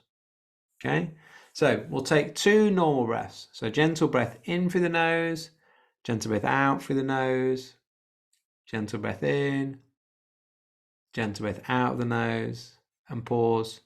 1, and then breathe in. And relax on the way out. Second breath in, all in and out through the nose, out. And then pause for 1 second, and then breathe in. And breathe out. Gentle breath in. And relax out of the nose. And pause for 1 second. And then gentle breath in. And gentle breath out. Gentle breath in. Relax on the way out. This time we'll pause for 2, 1, then breathe in. Calmly through the nose, out through the nose. Calmly breath in. Relax out. And we'll pause for 2, 1. Gentle breath in. Relax on the way out. Gentle breath in. Relax calmly on the way out. This time we'll pause for 3, 2, 1. Gentle breath in. Relax out. Gentle soft breath in through the nose. Relax, breathe out of the nose. And pause for 3, 2, 1. Gentle breath in. Relax out. Gentle breath in. Relax out. This time we'll pause for 4, 3, 2, 1. Gentle breath in. Relax out. Gentle breath in. Relax out. And pause for 4, 3, 2, 1. Gentle breath in. Relax out. Soft nasal breath in. Relax out. And this time we'll pause for 5, 4, 3, 2, 1. Gentle breath in. Relax out. Gentle breath in. Relax out. And then last one, pause for 5, 4, 3, 2, 1. And then just let your breathing return to normal. You may you may have a little bit of swallow. You may have noticed a build-up of saliva in the mouth if you found that relaxing.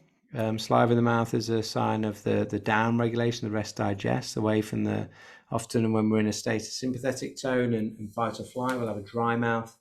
And the saliva is a sign of a physical sign of that shift. And hopefully you can see that's one that is you're pausing, but gently, so it's not stressful. It's allowing a gentle amount of CO2 accumulate within the lungs. CO2 accumulating in the lungs is comparable to CO2 accumulating in the blood. That's been shown to obviously help improve that cerebral blood flow. And also CO2 is a catalyst that allows oxygen to be released from the red blood cells into the tissue. So it's going to help with the blood flow to the brain, but also the oxygen supply to the brain too. I'll just explain exercise 3. Exercise 3 is effectively doing a little bit of that but walking.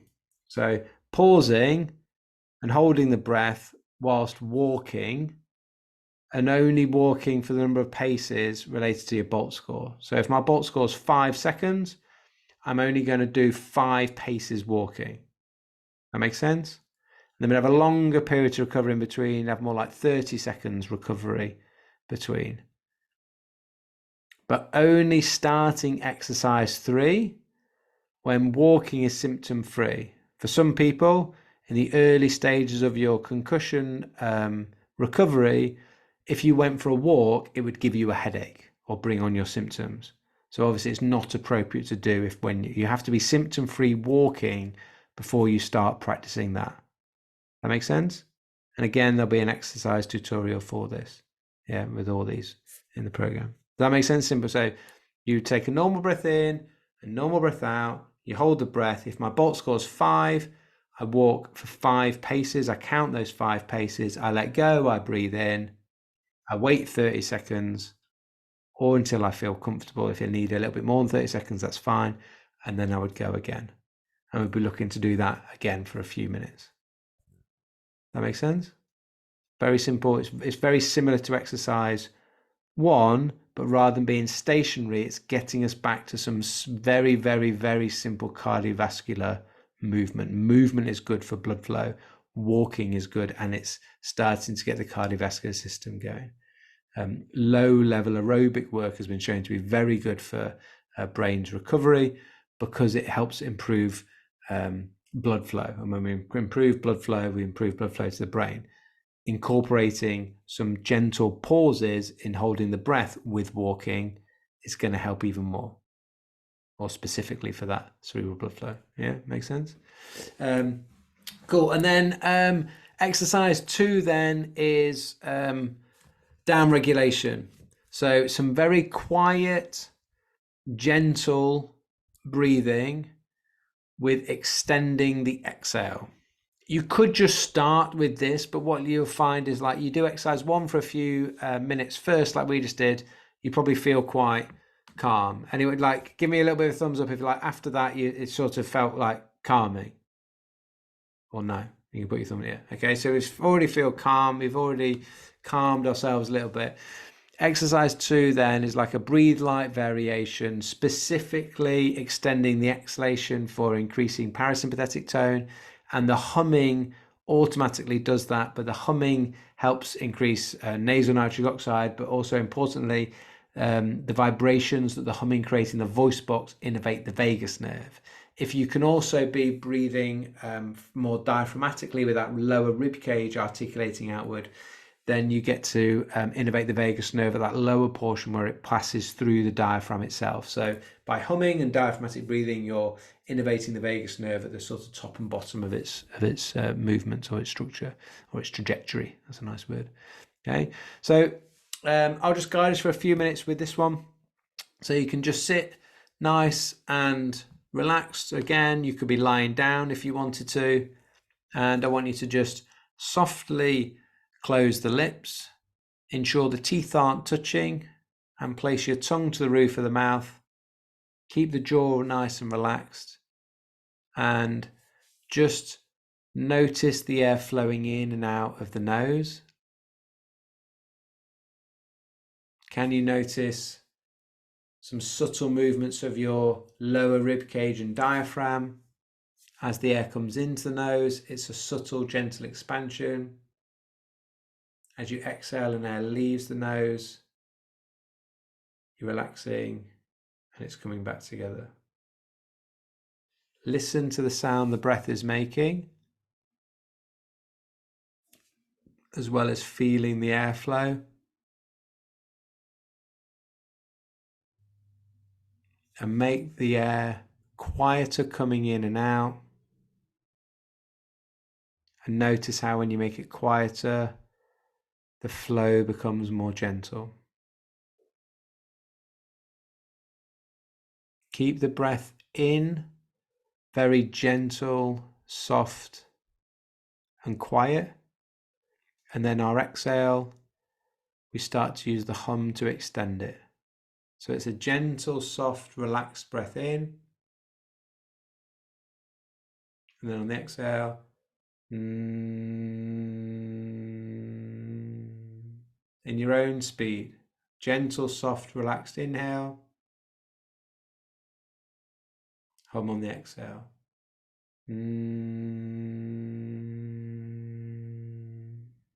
Gentle, soft, relaxed inhale.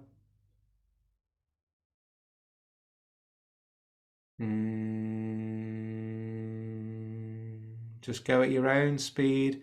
Let that hum naturally extend the exhalation. Don't force it. If you force that hum and try and extend it and put effort into it, you'll then interrupt your inhale. And your inhale will be a little bit rushed, a little bit noisy. Keep the inhale feeling gentle, soft, and relaxed. And then just extend that hum.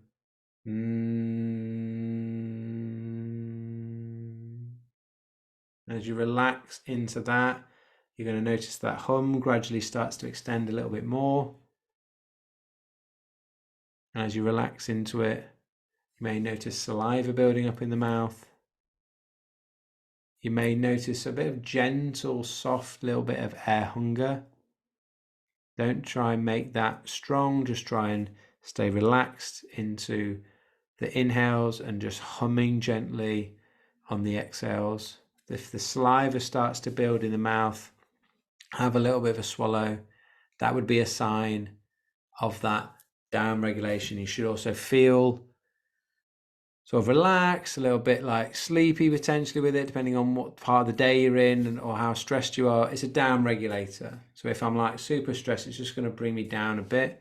If I'm already relaxed, yes, it can be a great one to help you go off to sleep in a nice, relaxed, down regulated state. So there our go-to exercises. I'll flash them back up on the thing. As I say, there'll be tutorials for all these specifically for this. Let me just get that back up.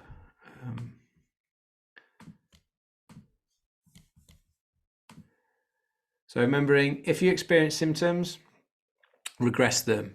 So first one, many short breath holds, no more than half your bolt score while seated. And if taking 2 breaths in between or 10 seconds, you could increase that between your pauses. If pausing for 2 seconds felt a little bit like too much, then just pause for 1 second, like just reduce that. But always that pause being no more than half your bolt score. This down regulation, quiet, silent if you can, but it doesn't have to be silent if silent makes it feel a little bit like you're trying too hard. Just keeping the inhales nice and gentle and relaxed, and then just extending that exhale via humming, but you don't have to force that hum. You might notice a little bit of soft air hunger. That's good sign. That's like a little bit of CO2 increasing gently in the lungs and in the blood. That's good for your cerebral blood flow. It just wants to stay feeling calming and relaxing. And then once you're symptom free at walking, then you can introduce some short walking breath holds. The number of steps that you take during the breath hold related to your bolt score. So my bolt score is 10 seconds, I would do 10 paces. And then I would have 30 seconds or so rest in between the breath holds. All the breath holds done after normal inhale and normal exhale. Yeah. And I say I will, on the probreathwork.com website, I will have a course that will have all the presentation slides, the full replay of this presentation, and then all the different assessments on this previous. We'll have an exercise, a little library of all these different assessments, and the breathing mechanics, the mouth tape, some helpful nasal breathing during the day, so a couple of like nose unblocking drills, for example, and then I'll have tutorials for all these 3 different exercises explained for you as well, so you can follow them easily and not have to watch the whole hour and a half seminar or whatever we're up to. So that's everything that I wanted to put in place for you. That's the stuff that I've been using on myself to change my own life and my own recovery, and with clients that I've been working with. I have to put a massive thank you to Patrick McEwen, who is the creator of the Oxygen Advantage, and thank him for his own research into breathing itself, but in this area around concussion. And we'd had a number of conversations regarding concussion and breathing. And I've shared this with him and it's helped shape this presentation and the Oxygen Advantage techniques that I've outlined for you. So a massive acknowledgement and thank you to him. And then if you haven't done yet, the concussion recovery course that will be free, so it's not finished yet. This video, this session is going to be part of it, but there will then be recordings and tutorials of the exercises and the assessments as well. But if you're keen to get started, there's a free foundations course already on there. It's available on your desktop, on your computer, as well as on the App Store or on the Google Play Store as well. So that's probreathwork.com. Once the course specific to concussions is ready, I will send that out to you through the email that you signed up for the Eventbrite for this webinar for this seminar for. Yeah, so that is pretty much everything. I'm really interested. Jack Cobden, I've got a few friends in here. I'm really interested if anyone. I've got all the time someone needs. There was a few of you at the start of this. If you're still here on the call, there's a few of you at the start said you were X number of years into post-concussive syndrome. And if you are still on the call, I'm interested in, 1, what your bolt score was, and 2, on your respiratory rate and your mechanics, but two, how you found those exercises. We only did them for a couple of minutes each. And also, if anyone has any questions, then use the chat box now, or unmute yourself and you can just ask your questions.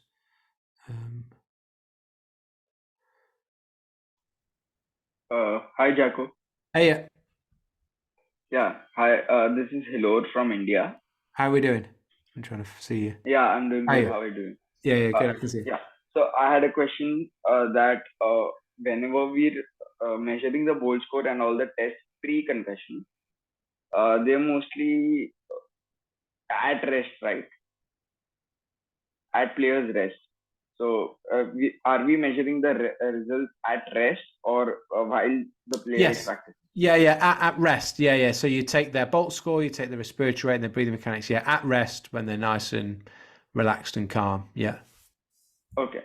Yeah. So when there's a concussion, will the results not be influenced by the activity that they were doing pre-concussion too? Because concussion will usually happen at a higher intensity during the game. Yeah. So this would So be, yeah. No. So okay, I'm with you. I'm with you. So this is like they're suffering with, say, not. They've had a. It's not. This is a good question. Really good question. It's not an assessment to be made like on the field. Like someone's playing rugby, they've got whacked on the head. They're allowed to go off for HIA for 10 minutes. It's not to do the assessment then. okay, It's is to do with like um less the acute, like what's happened within like the minutes and hours of the head injury, more like what's happening like days afterwards. Really good question. Yeah, but it's not good because, as you say, if you take someone's bolt score after they've just come off a rugby field, yeah, it's definitely gonna be whether they've had a head injury or yeah, not. Yeah, for sure. No, really good question. Um, thank you, uh, great answer. Cheers. Yeah. Joachim Anderson, can physical exercise also improve HRV and cerebral flow? Yes. But just be aware that, hence why starting very gradually, I went to exercise 3, like the third exercise was like walking and implement some of the breath holding. The If you've developed some poor breathing mechanics and very sensitive to carbon dioxide and start to do physical exercise, which will help with circulation. Low level aerobic cardiovascular work is very, very good, but it's going to put a demand on your breathing that potentially is in a dysregulated state, and therefore you're only going to exacerbate some poor breathing. Does that make sense? So, working on the breathing as well as gradually increasing our aerobic exercise needs to be integrated together. Definitely. You will get far more out of your gradual return to play and return to aerobic exercise by working on your breathing alongside of it. And the other thing is, you can work on the breathing before you can get back to, say, running or jogging or cycling, because normally low level aerobic work is the starting point, but that will trigger our symptoms if anyone like me has been through some serious concussions. Yeah. Elizabeth, being very polite with a hand raise. Go for it. Hello. So I had a couple of questions, but for context, I'm about 8.5 years out from my last traumatic brain injury. Okay. I guess I did have another minor concussion after that. But that initiating one was probably my fifth or sixth lifetime head injury, Yeah. from childhood on. Yeah. And so it's been quite a process to work back from this, but it was so helpful to learn about the carbon dioxide sensitivity because, my breathing mechanics were fine. But I do have this low grade sense of panic a lot of the Yeah. time. And, the sympathetic dominance and things like that. But I was kind of wondering about, I do think there's some brainstem injury involved and have had that, pointed out, Okay. diagnosed before. So in terms of, and sorry to give so much No. information. It's good. No, it's good. Um, uh, And that's where the uh, respiratory center is. The respiratory centers are in the brainstem. Yeah. yes. So, I mean, I've kind of had an inkling of some of these things, just putting some things together, but just am wondering about, I mean, and obviously you can't answer this for me personally, but have you seen people who've been able to restore more function to the brainstem, or is this kind of like a long-term maintenance thing? Because I've seen a lot of progress in, being able to work with my nervous system, but it is Yeah. still hard in that sympathetic dominance and is a struggle, Yeah. And then second question was, I've downloaded the app and the website, but it's not displaying for me. Is there a way to troubleshoot that? What on Apple or on Android? Apple. How long ago did you do that? A couple days. All right. Send me email a screen grab of what Okay. what issue you've got, Okay. because I haven't had anyone else. So maybe and delete the app. Maybe update your phone. Check it doesn't need any updating, and reinstall it. Sure. Okay. Because I had just, but if there's an issue with it, I need to know. But I haven't had anyone else report that. So let's answer your question. What was your bolt score? Oh, it was a 7. And just also more context, after we did those exercises, I was mostly okay during them, but then after the head pressure it was kind of like, okay, that disturbed the ecosystem there. So yeah, it was a 7.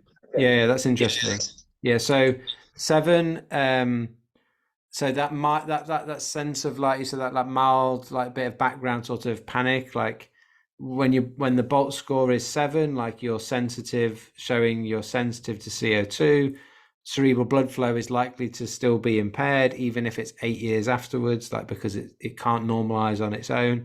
So and then what you've reported, doing those exercises then, like in a group setting, not tailored specifically to you, when you were doing it, felt okay, but then afterwards it's disrupted the ecosystem, because what will have happened is you've increased some blood flow to the brain, and it doesn't, and initially it's finding that like a bit of a challenge, and so it's going, we need to go even for yourself, like we need to go even slower, even more, even easier, even smaller, even smaller baby steps. So I would suggest, just as a starting point, start with a few minutes of the first exercise we did. That's it. Just the first exercises, where you're going to pause for like half of your bolt score. So if your bolt score's 7, half of your bolt score would be 3.5. But go on the air on the side of caution and just pause for 2 seconds. Mm-hmm. And even if that doesn't feel great, just pause for 1 second and just try practicing a little bit of slower breathing with pausing initially, just to be very gentle with increasing that cerebral blood flow. Because if you had 8 years with it being impaired, it's got its new norm, and it's going like, hold on a minute, what are we doing? So yes, start very, very, very, very, very simple. And please do send me send me a screen grab so I can see what, and we'll sort that, whatever that issue is. And let me know how you get on. Great. Thank you so much. No problem. Sean asked about seizures, a symptom of TBI concussion. Yeah, so a seizure, do you mean, like, so when I had my last brain injury in 2013, on impact, when I hit the ground, I started having a seizure. Like a seizure from I've never had a seizure since. I never had a seizure before, so I haven't had epilepsy or anything like that. A seizure related to a direct bang on a hit to the head is often a sign of a bleed within the brain, and that's what mine was. So if you're talking about a seizure related to a direct impact on the head, then yes, it's a sign of a TBI, more severe than a concussion. A concussion typically would be more of a bruising of the brain as opposed to a like bleed that would show up on a scan. Does that make sense, Sean? Yeah.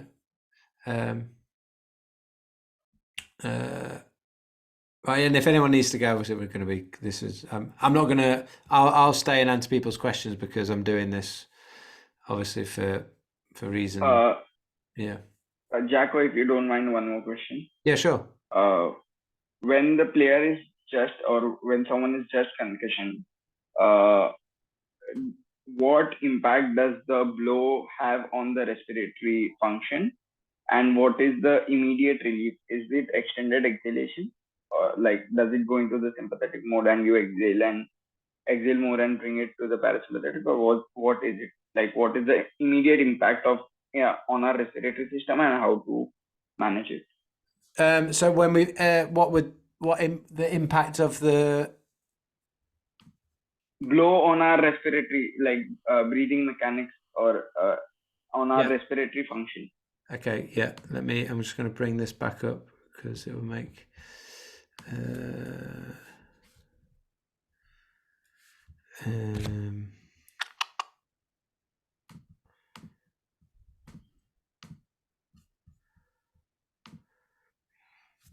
So impacts on like a head impact is likely to increase respiratory rate, so increase our breathing rate, affect the mechanics of our breathing to become more dysfunctional, so more upper chest dominant, more shorter, shallow breathing, and make us more sensitive to carbon dioxide. So we would reduce our end-tidal CO2. So there are three things identified in that study that would change our breathing dynamics.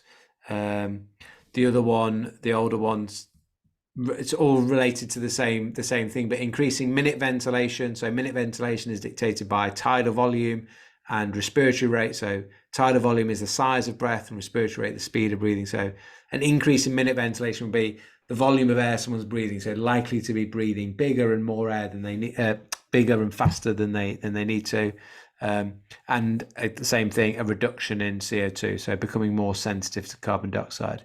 Because those respiratory centers are situated in the pons, the medulla, so in the brain stem, and the brain stem, that middle part that the rest of the brain is sat on, like the impact of the brain and it getting shaken about is what's disrupting those respiratory centers. And I would go, I haven't got anything, as this is me sort of making some conclusions myself from the studies we looked at, that what does reducing my CO2 do? It creates vasoconstriction, and we're saying that's a bad thing. Yeah, we need to get blood flow and oxygen supply to the brain. But why is the brain doing that in response to the injury? Well, one theory is that, and I guess my theory is that in the acute phase, I've immediately and was it Elizabeth that just reported then, like sort of like the head's feeling like it's swelling up a bit, like if I have a strong impact to the brain and I've got a bleed, I'm going to be getting an increase in pressure in the brain, in the skull, because the skull's rigid and fixed and the brain's like swelling. If my body changes my breathing dynamics to make me more dysfunctional in my breathing, I get rid of CO2, I get some vasoconstriction, I get less blood flow to the brain, which is actually going to help it in terms of pressure buildup within the brain in the acute phase. Does that make sense? So it's almost like the brain's protecting itself through its breathing. Now, I haven't got a study to prove that that's the right mechanism or correct, but it makes a lot of sense to me. What the issue we then have is, though, that it hasn't got a way to like backpedal and reset itself, because once you've become more sensitive to carbon dioxide and your breathing has got that automation to it, you're just stuck there on a new background track of breathing a little bit more upper chest, shallow and faster, and then that cerebral blood flow never gets put back to where it previously was. So if maybe I'll put this in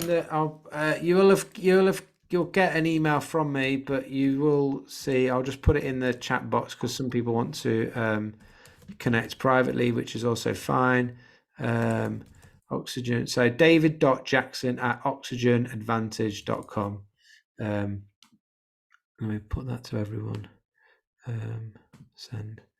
There's info@probreathwork.com as well. I've got a Gmail. I've got too many bleeding email addresses, but that's like my main work one. So there's a few of you asking, and I will. So the replay and the presentation slides will be sent on email afterwards, and then. Can I just ask a question? Yes, just Jack, yeah. One second. So sorry. I will email the replay of this and the presentation slides, but then in a week or so, when I've got everything of all the tutorials and the full program available that people can log into on the Pro Breathwork website, I will send you details for that if you want to sign up to that as well. Someone has said, "How do you know you might have had a small seizure whilst I've been asleep?" I could have. I think my wife would have told me. I don't think I've had any other seizures, but yeah, you're right. You could have had one whilst you're asleep, maybe. So Ian's asking where to get the notes from. Yeah, so you're going to get emailed the presentation slides and this replay as well, but then you're going to get a program potentially that you can choose to access as well. Cool. Sorry about that. No, that's fine. You said that 20% of the air that we breathe goes to the brain.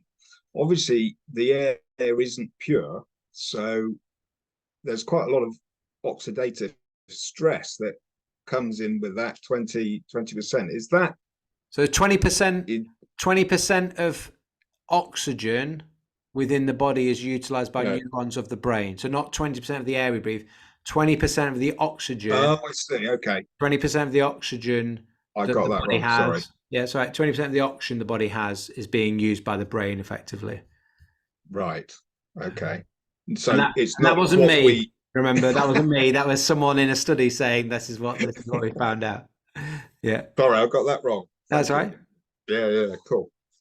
Yeah. Our with the concussion thing, it's improving cerebral blood flow. It's improving oxygen supply to the brain. There are like main things, and as you see, it's a really good example having Elizabeth jump on, and thank you, Elizabeth, if you're still here, for doing that and say it and just being very honest about your situation. Like 8.5 years, like that is tough, and you could see that doing some simple breathing exercises impacted cerebral blood flow in the nervous system, but in that very short little space of time that we did something with in a group setting for her, it was a little bit too much. And as I said on the top of that slide, the exercise said, if it brings on any of your symptoms, regress them. And so hopefully it allowed us to show how to. I then gave her what I would suggest doing: take the simplest exercises and even regress that one, and just stick with that one to start with, and take very, very short little baby steps. And if people need to work with a coach, then there is myself and 4,000 Oxygen Vantage instructors. I've got some people that I work directly with that are coaches as well, that I have trained and mentor and work with. So if I'm not available, there are other people I recommend as well. And we're here to help. Right, thank you everyone. Unless anyone has any other questions. Yeah, your breathing and nervous system are completely linked. Yep. Every inhale you take and every exhale you take are changing your heartbeat, or should be. When your nervous system is very dulled down because it's smoked and needs some recovery, then it will become very stagnant. Effectively, that's my layman's terms way of doing it. All right, thank you all for joining. I hope if anyone is like Elizabeth and has questions, reach out afterwards. You've got my email there. You'll get this replay sent to me on email. Here to help. Cool. Thank you very much, everyone. Take care. Thank you. Take care. It was a great session, Jack. Cheers. Thank you.